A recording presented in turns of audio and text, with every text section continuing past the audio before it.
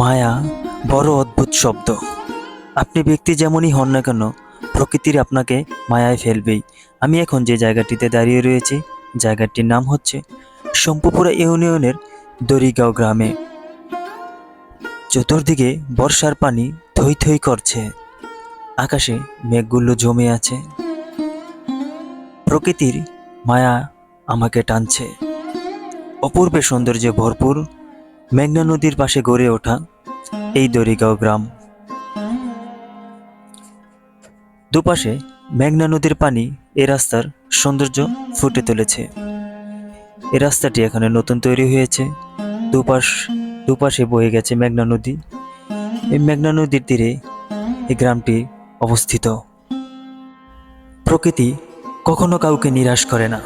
আপনি যদি প্রকৃতিকে ভালো রাখতে পারেন, প্রকৃতি আপনাকে ভালো রাখবে। এই গ্রামের